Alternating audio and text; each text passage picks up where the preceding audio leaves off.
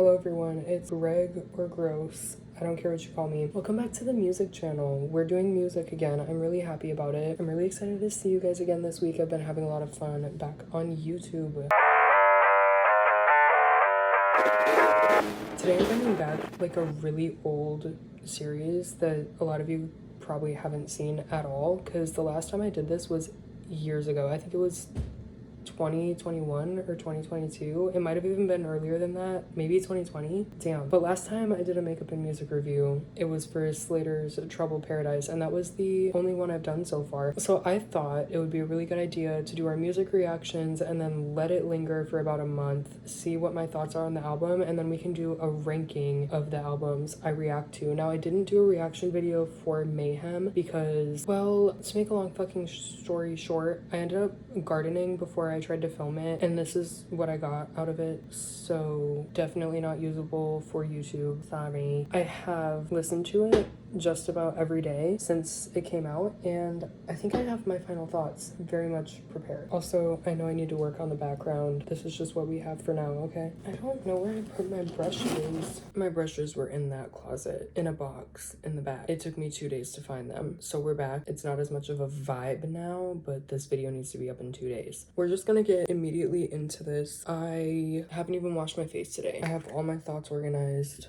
Finally, this album was a little bit of a challenge because the first time I listened to it, my top songs were at the bottom and my bottom songs were at the top. Isn't that wild? I even posted, I have like a concert and music Instagram account. Also ignore, this is all from my fucking job. I have a concert and music Instagram account that I post my rankings on early, so if you want to see them there, you can, but I enjoy like talking through them here, so whatever you want to do, you can follow me there. I posted like soon after I listened to the album for the first time, probably like my third or fourth listen, my initial ranking, and it's completely opposite from like what I ended up with this time, so I had to completely redo it, and that's why I decided to bring this series back, is so I can like organize my freaking thoughts on music after some time has passed. Okay, so getting right into it, my overall review of Mayhem is that there's no skips if I'm listening to the album in its entirety. Okay, I absolutely love it. It took me probably 3 listens to really love the entire thing, and I'll get into more of my specific thoughts on that in just a second, but it is honestly a masterpiece, but not in the way I was expecting. I thought it was going to be very dark pop, Born This Way vibe, maybe with a little bit of art pop influence, and it was giving a lot more disco, a lot more of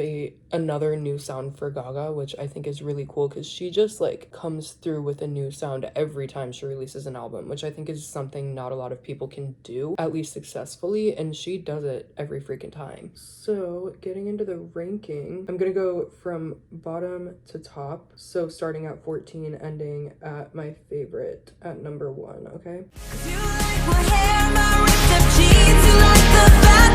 So number 14 is going to be How Bad Do You Want Me? This is just because if there was one song that I would skip, it would be this one. But by the time I'm at this song in the context of the album, I never want to skip it because it's like a good break between some of the darker vibe. I don't know if that really makes a lot of sense. This is the one super like bubblegum pop. I compare it to like Summer Boy off of The Fame, because it's almost like a trashy pop song that you hate to admit that you love, but you really do, and it is very like almost Taylor Swift sounding, which you guys know my thoughts. I don't hate her as a human being, I just think she's way too famous and the music is played out and she hasn't shown a lot of versatility as an artist. Sue me. But How Bad Do You Want Me is just a super catchy summer song, something that I'll probably never skip if I'm listening to the album in its entirety, but I'll also probably never add to a separate playlist because it's not that good. Like, it's good, I'm glad it's there, it does what it needs to. And also, as a preface, I think I already made this clear enough. The whole album's good, okay? I don't have an issue with any of it. Alright, up next at number 13, we have Die With A Smile.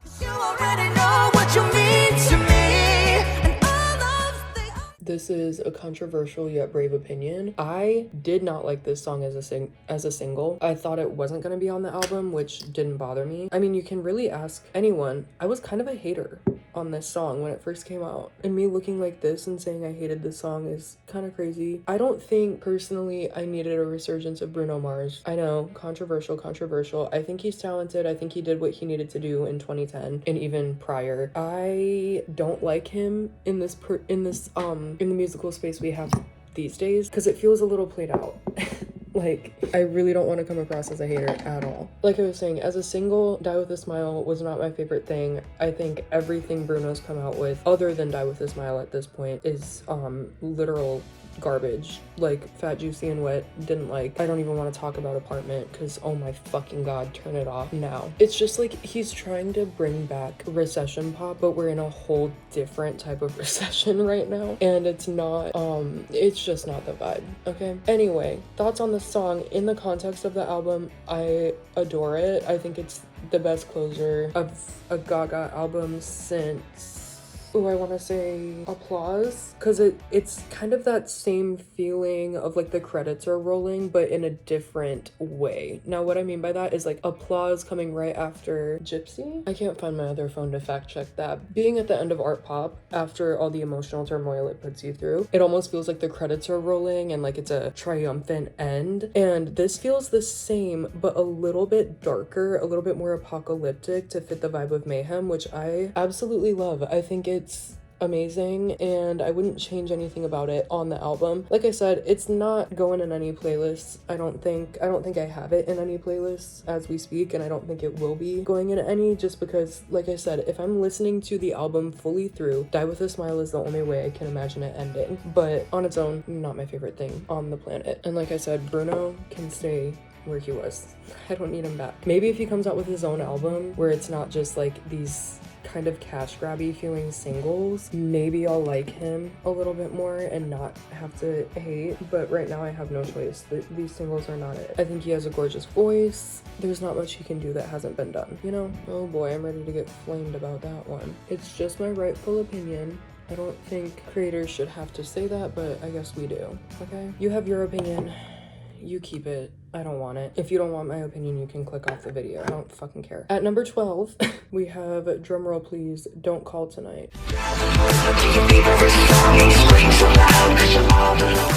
Now, I have seen a lot of differing opinions on this song. Personally, I don't really like it as a whole, but the bridge is just so good. It like really, especially when I'm driving home to your favorite song, you scream so loud because you're all alone and your heart beats fast because you're in the zone and then you hear the phone. I fucking love the vocal effects on that bridge. I think it's a really impactful bridge, and I'm a bridge person. I know bridges have kind of disappeared from pop music as of recent, and I find that to be very upsetting because it's like the climax of the song, you know? All of my favorite songs have really strong bridges, so I'm happy this one does, because if it didn't have the strong bridge, I wouldn't listen to it. I think the verses aren't super strong. I think the song as a whole isn't super strong. I don't really have anything else to say about it. I think that she did a great job on redeeming it with the bridge, okay? And again, within the album, I don't have a problem with any of the songs. Like, it's a non-skip album, but I'm gonna stop repeating myself, okay?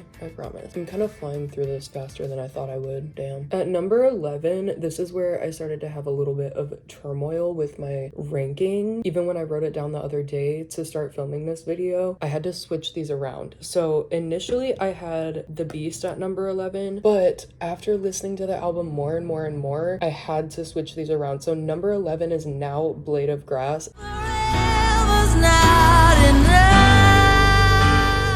It had to be a little lower because it doesn't have that almost like climactic moment. I think the final chorus is really beautiful as it like elevates and turns into a more uplifting sound, but it is such a specific, and this is a problem I have with not a lot of artists, but certain artists sometimes, and as they should, come out with songs that are super specific to their own situation. And now I enjoy listening to it because I am connected connected just as much to the artist as I am to the music. That's why I go to so many shows. That's why I really support and follow people as much as I do, because I am connected to them as people. I think their music has brought me closer to them and helped me relate to them. And a lot of the times my top artists like Gaga, I have something very personal that I relate to with them, and I wouldn't know about that if it weren't for the music, because I don't really follow Instagram and stuff like that. So Blade of Grass was really cute as a story for Gaga, like as a person. There's nothing super relatable as a listener to it. It's a really cute and beautiful story, but like I said, as a listener, and it's the same, I'm not even gonna say problem, but it's the same grievance I had with Halsey's new album, is that a lot of it sounds super personal and like it's hard to relate to after even the first few listens. Now with Halsey's album, I have been able to relate to it a lot more after multiple listens, and sometimes I appreciate a challenge like that, especially from artists that I'm like die hard for, like Halsey. This one, I'm not in a relationship, never been in a relationship, don't plan on being in a relationship, don't plan on marriage, don't plan on engagement. I am too busy and too young, and I just don't relate to the concept. But with that being what this entire song is about, it made it a little bit hard to relate. Now, like I said, I had to swap it out with The Beast, because The Beast is a little bit more relatable to me and a little bit more of an intense song that I could really like get into. So The Beast is at number 10. A little bit higher than Blade of Grass. Now, I think these were kind of the lower point of the album, a little bit more obviously slower and darker, a little bit more introspective. I love The Beast though. One of my good friends, Tristan, posted on Instagram that it reminds him of Who Am I Living For by Katy Perry off of Teenage Dream, which is the absolute highlight of that album for me. And I couldn't agree more. It does really sound like that same vibe that Katy brought in that, and it was nostalgic hearing it in a 2025 released album. So that was super cool to me that like parallel was drawn, and I totally see it, but also I appreciate it because that song is fucking bomb. Also, fun fact, Katy Perry, just in general, was the first artist I was like into as a kid. So that's a little fun fact about me. She was my first concert when I was 8 years old. The Prismatic World Tour was so long ago now, but it really, my love for Katy Perry was really foundational in my love for music. So that was super cool. It's literally how I discovered Casey Musgraves, because she opened for Katy on that tour, and you guys know I never stopped following Casey. She's been a really powerful influence in my life, and if it weren't for Katy, I wouldn't know about Casey. Now, modern day Katy, I can go without, but I'm always gonna have a soft spot for her. But I'm on a little bit of a tangent now. Sorry. So The Beast at number 10 feels very fitting, but I really fucking love that song. Now at number 9, we have Perfect Celebrity.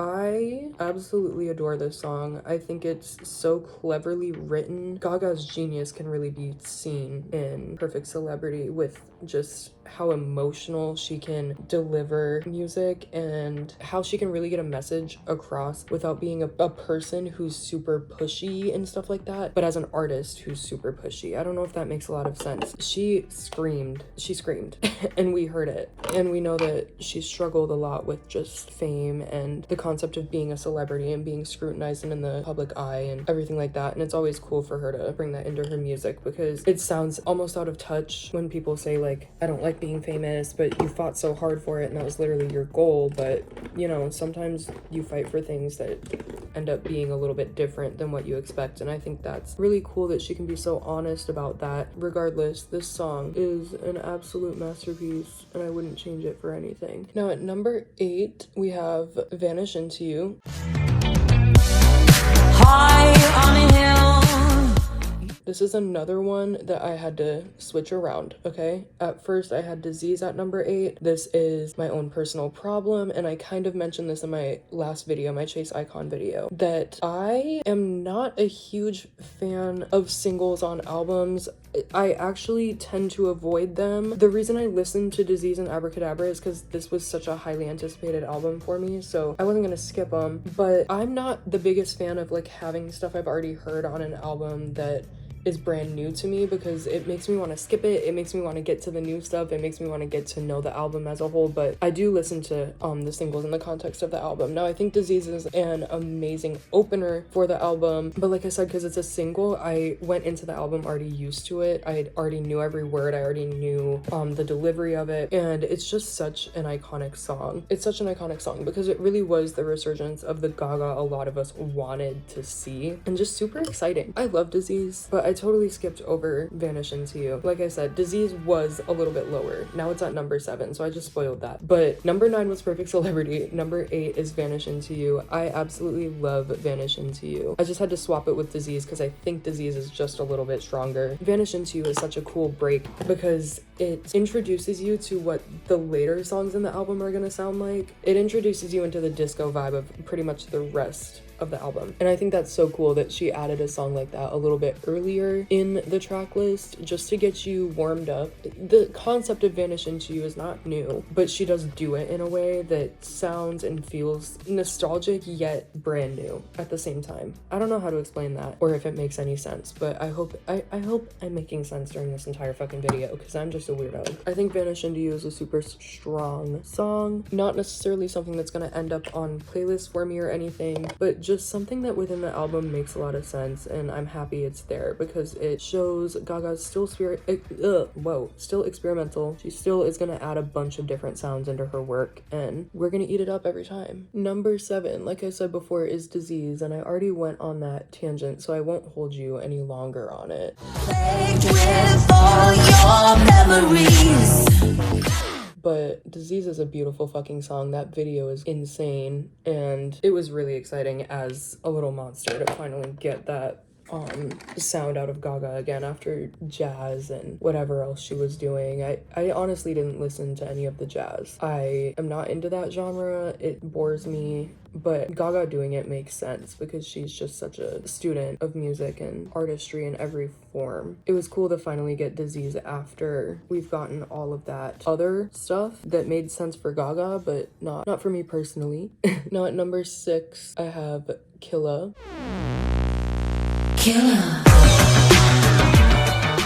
I did not ever understand the initial hate on this song by so many fans. I saw a lot of people saying it's too long, it's too experimental, it's too much, I don't get it. I saw a lot of like 80s influence in it, and I really enjoyed that because I'm not a huge fan of 80s music in general, like actually as an era. Like I don't go back and listen to bands that were popping in the 80s. I really don't. But I think a lot of sounds that came out of the 80s are really impactful and super well used in modern day. You can get that kind of nostalgic feeling from before a lot of us were even born, and it still feels nostalgic to us. Does that make sense? Like I was not even a thought in the 80s, but when I hear music influenced by the 80s, I feel like, I don't know, I feel it. I think Gustaffelstein did a great job. I don't know who that is, but I want to find out. His production on this song is like literally to die for. It's so interesting and cool, and there's so many layers to it. Every time I listen to this song, I get more out of it, and I love that in a song. My favorite part is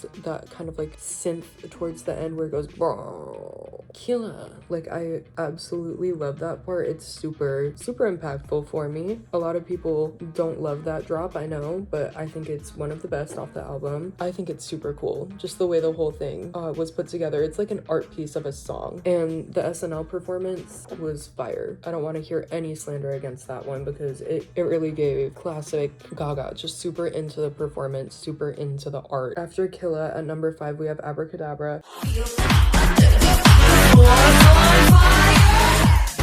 I was expecting this to end up a lot higher on my list just because it was the quintessential Gaga anthem that we got out of Mayhem, if I'm being completely honest. It's Gaga's sound, it's Gaga's vibe. The video was literally everything we could have asked for.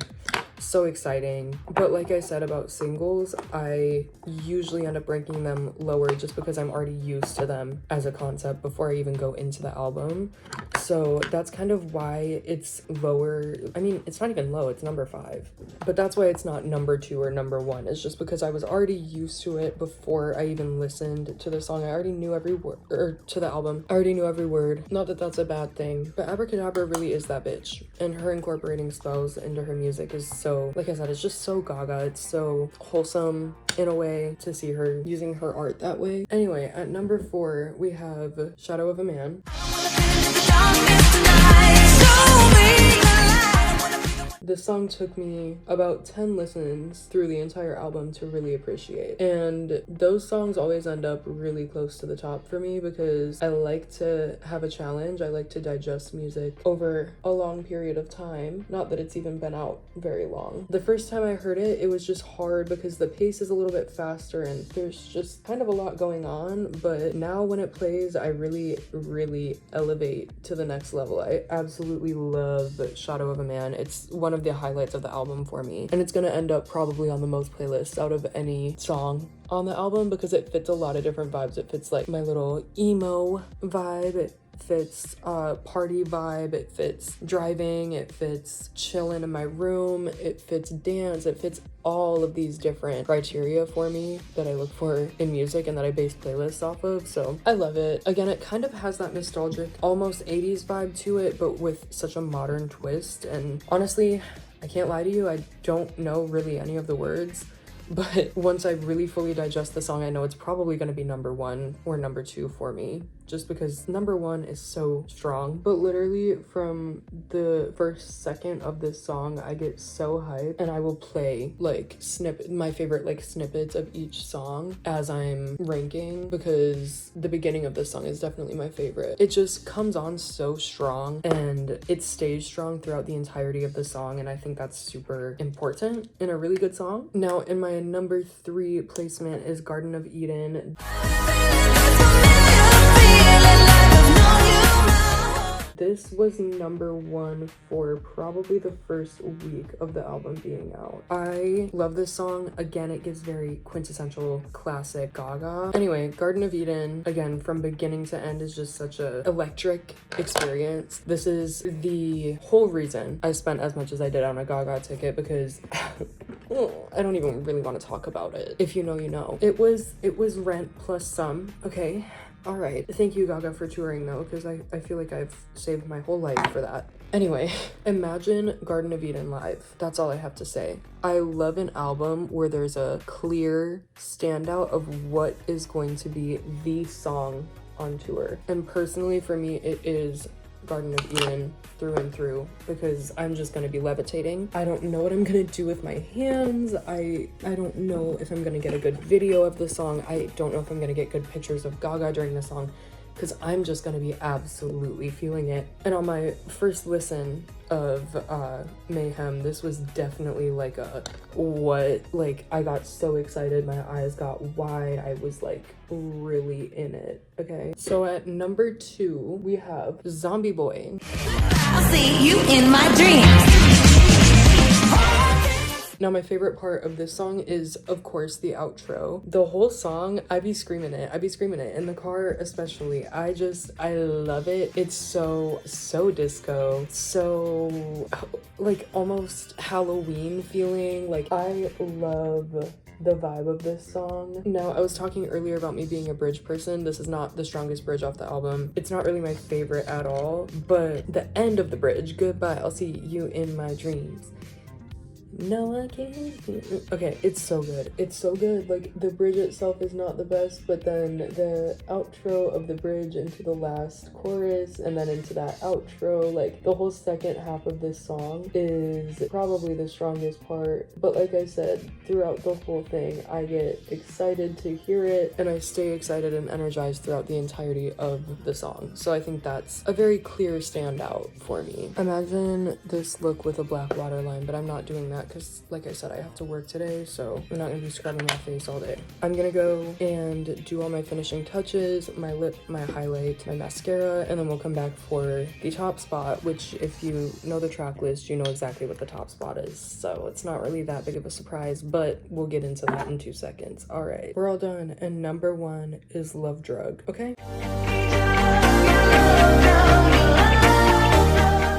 I had to come around to this song, but once I did, it's my absolute favorite. It's in my top Gaga songs, actually, of all time. This song gets me going. Every verse, every chorus, every note, every word hits so hard. It's a very cohesive song. It's something that I don't even know how to explain. It's just the best work of art off the album, in my personal humble opinion. I could cry to this song, I can dance to this song, I can sing to this song, I can scream to this song. It is Mayhem in a song. And if you disagree, let me know why, and I'll let you know why you're wrong, okay? Anyway, with all of that, I need to go wash this the fuck off my face. I love you guys. Thanks for sticking around. I will see you guys next week with something. I don't know, maybe another reaction. Who knows? But I'll see you guys next week. I love you so much. Thanks for sticking around. Sorry for the chaos and mayhem of this video. It was kind of a trip. I appreciate you for staying along for the ride. Go watch my first ever and last makeup and music reviews. It's so fun to see like how far I've come, and I will see you guys later. Follow me everywhere. Deuces. Also, let me know,